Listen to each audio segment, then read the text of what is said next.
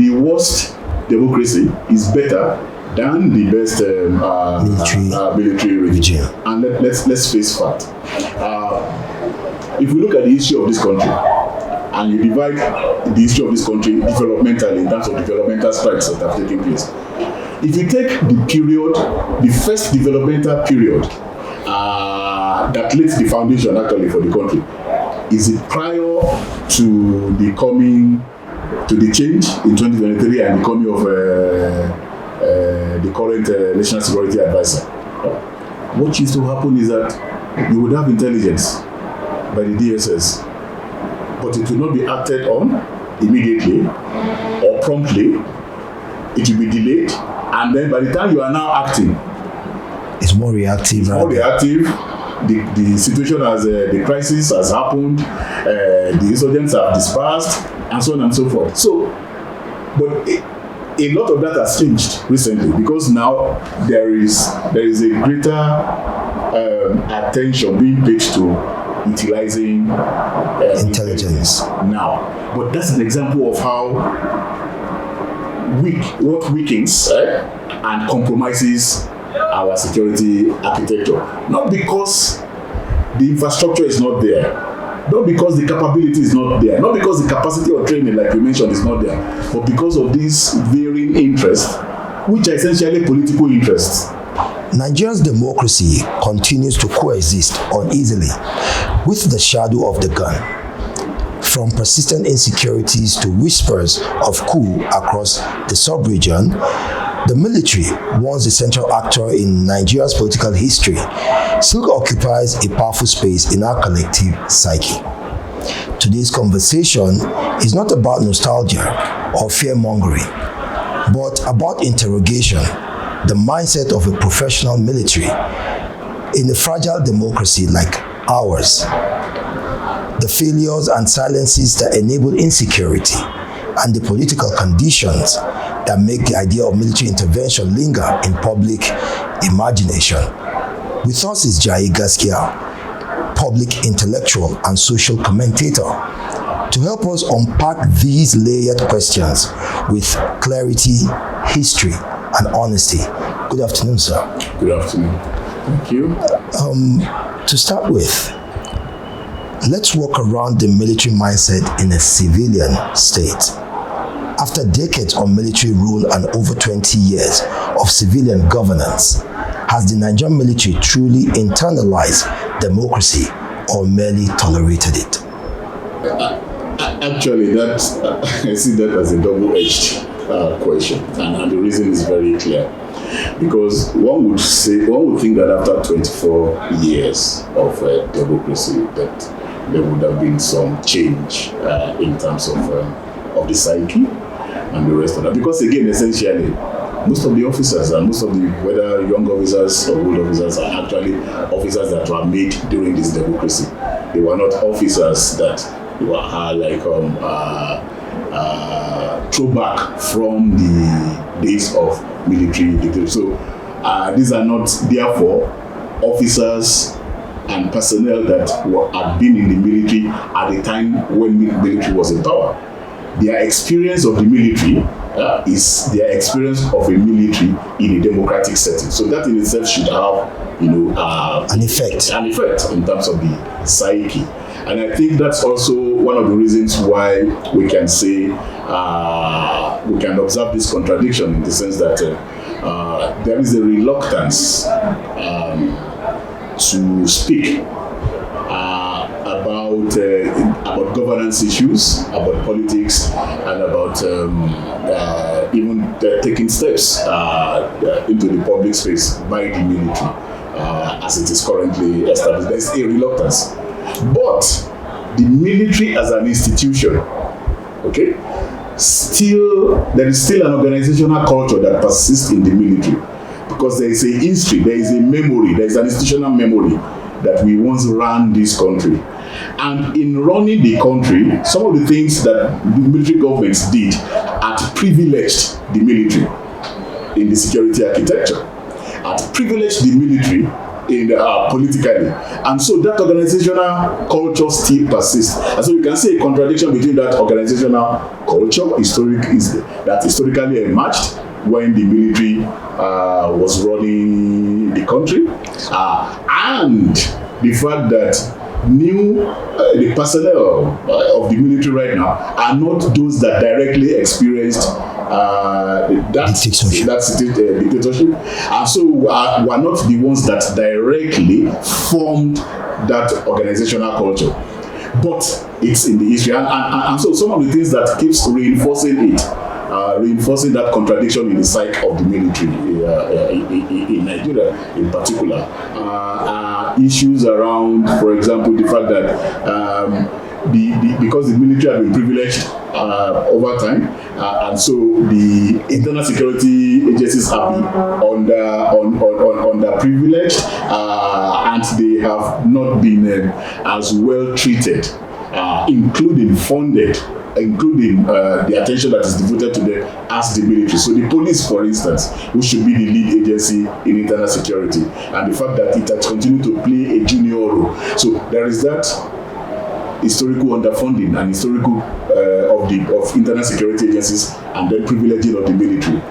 They are better funded and equipped than the internal security agencies. Then there is, and because of that, you then have a failure in internal security, and so the continuous deployment of the military. The military is supposed to come in aid of civil authority, but when you present a situation and context of perpetual failure of civil authority and the perpetual need for the military to come in aid of civil authority, then what you are doing is you are reinforcing that memory, that historical memory. More like importance. Of the fact that maybe the military is actually the only institution that can save this country.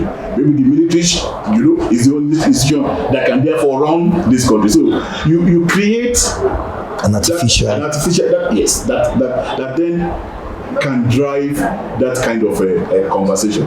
Now, so that's within the military. But when you look at the civil populace itself, we're also in a situation where the bulk of those who are the bulk of the population, the demography is youthful.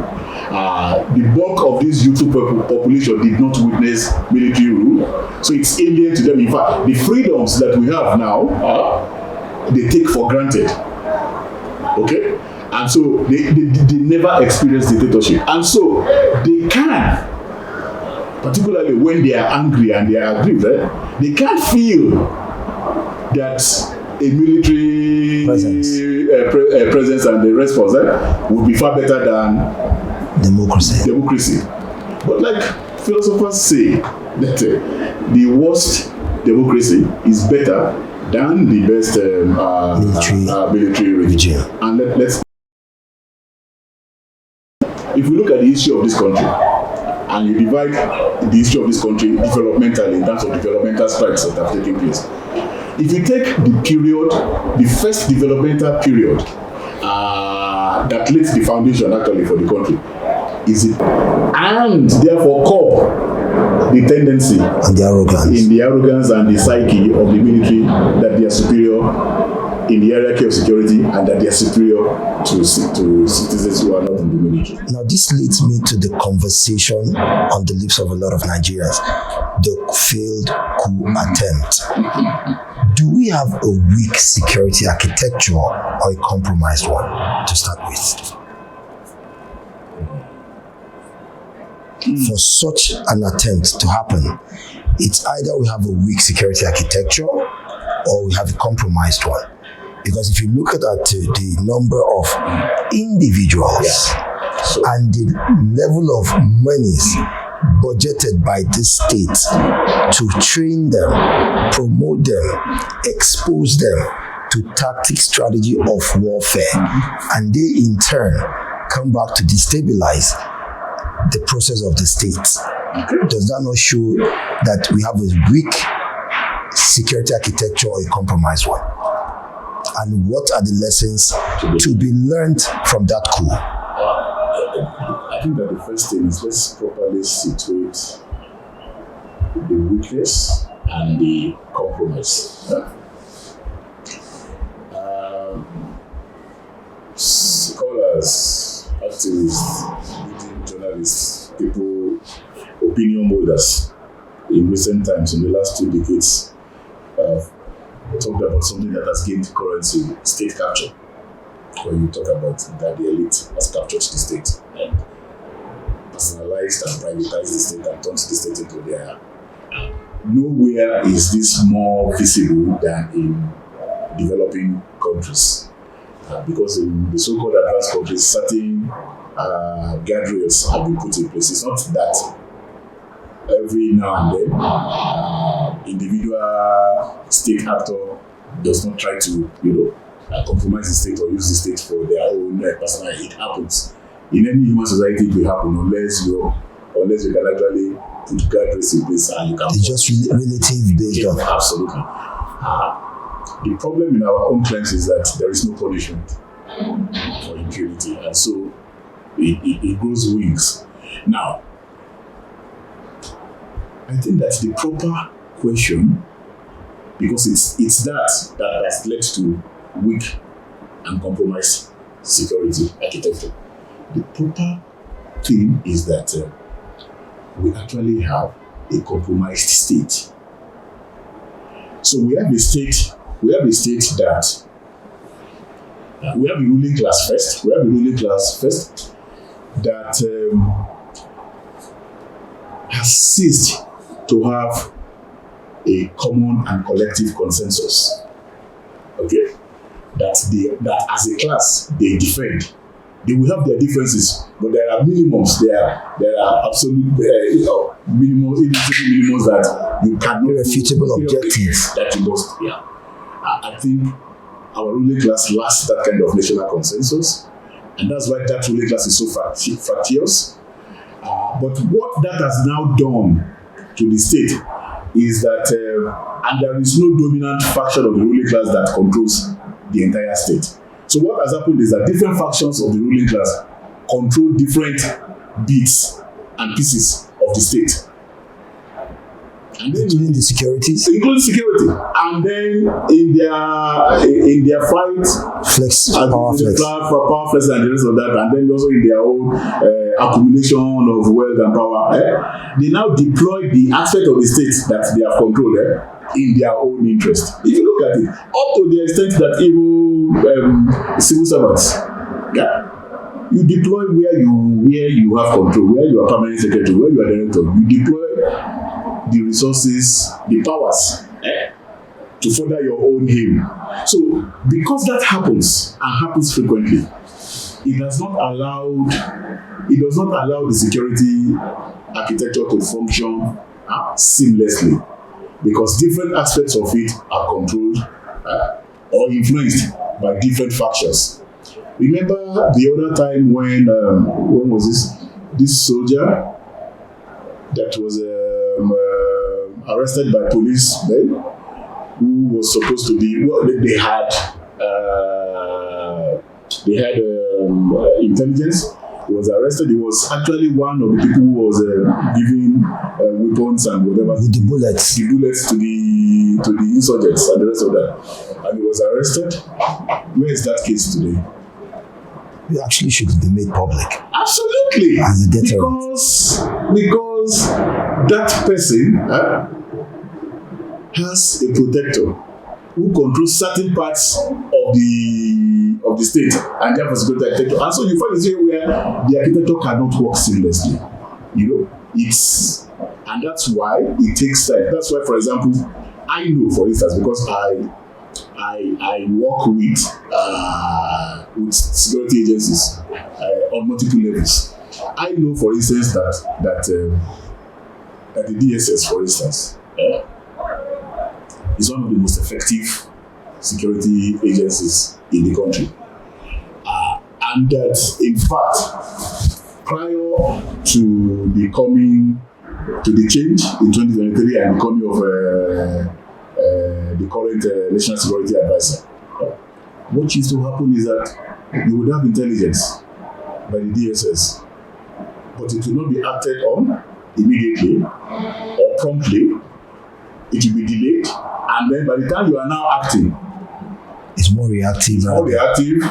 The situation has the crisis has happened, the insurgents have dispersed, and so on and so forth. So, but a lot of that has changed recently because now there is a greater attention being paid to utilizing Intelligence. now. But that's an example of how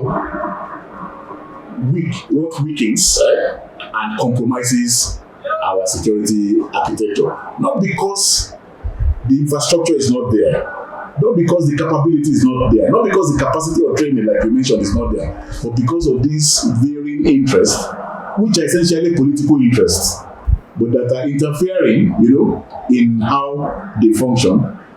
And it is this that has caused the state to be compromised, and that has caused our development, even the development process itself, to be dysfunctional. So it's when we go back to the same. Okay, on the basis of what you just explained, sir, investigation revealed that about 90% of the coup plotters are from a particular region. Is that a coincidence of circumstance or a reflection of perception or deeper political alienation?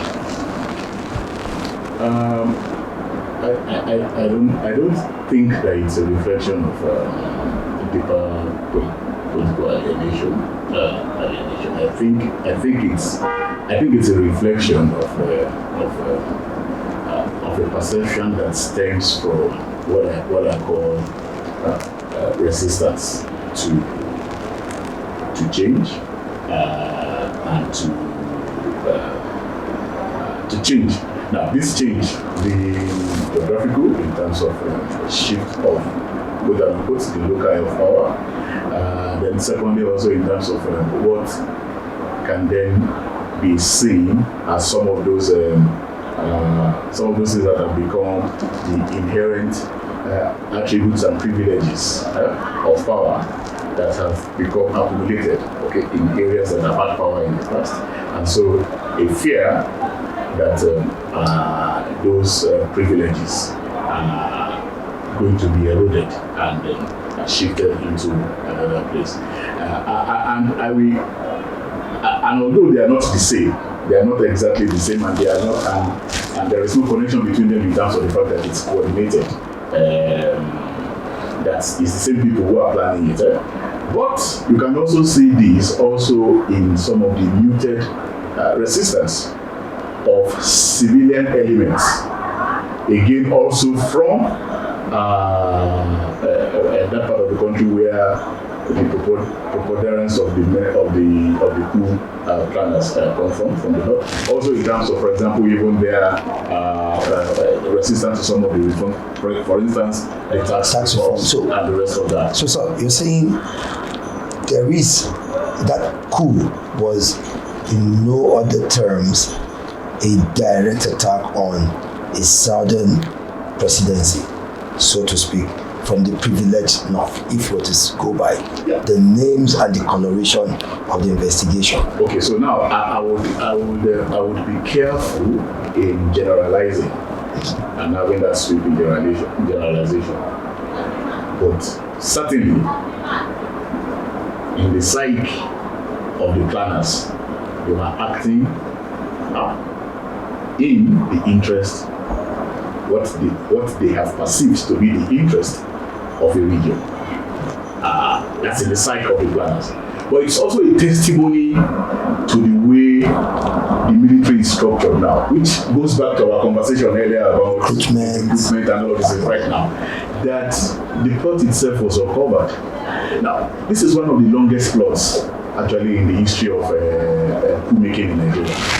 This is a plot whose original date was supposed to have been May 29, 2023. In fact, it was a coup that was supposed to have prevented the handover to what was then seen as a shift of power to the south. Okay. Now, and the thing about this is not just about shift of power, because power has been with the south before. Jonathan. But there is what you can call power that can be ceremonial. There is also what you can call consequential power. The fear is that this particular shift is actually a consequential shift. It's not a ceremonial shift. Because, and that's because, not just because of the pedigree of the person who was going to become the president, but also because of the agenda that he has set. And the fact that everybody, both his enemies and his supporters, know him for one thing, that he's one person who is very strategic, who has a team, who is determined that he would deliver on what he wants to deliver, whatever opposes. And so that's what made that fear to become even more real, because this is actually going to be a consequential. So I've also said in other conversations and among civil society, because many of us, even in civil society and in the activist community, continue to make one mistake. And the mistake that is made is that in challenging this particular regime, many people continue to challenge this regime on the basis of the same old playbook and of the previous something. But this is not a playbook that can work with this regime. This is a regime that is politically savvy, that surrounds itself with technocrats. So this is a regime where its personnel can match you intellect for intellect, can challenge you to a debate. So if you want to challenge that kind of regime, you need to be grounded. You need to be intellectually grounded. You need to be knowledgeable. You need to take them on the facts, on their facts, not on sentiments. If you are taking them on sentiments, the way we've done in the past, nothing's going to happen. They will just continue to move. So, if, for instance, and I've seen this happen a lot, the opposition today, at the beginning when the regime came into power, because all the available reports that were coming out, even the 2023 reports of the international agencies that were coming out, were reports, that were looking at events before 2022, and they were looking at the situation as at the time when the regime came into office. And so all of those reports were negative. But look at the reports that have started coming out since 2024 and 2025. All their reports are positive. Which means that according to the parameters of capitalism and the market, these guys are actually performing. For capitalism, it's those fundamentals that they are looking at. What's your market saying? What are this thing? Those things are actually performing. Now, the question that we should be challenging on is, yes, okay, so you are witnessing growth, okay? But is this growth trickling down? Macroeconomic. Exactly. Are we seeing a situation where the gap between the rich and the poor is widening or is shrinking? Because billionaires are making more money. The stock market is performing. But is this trickling down to the average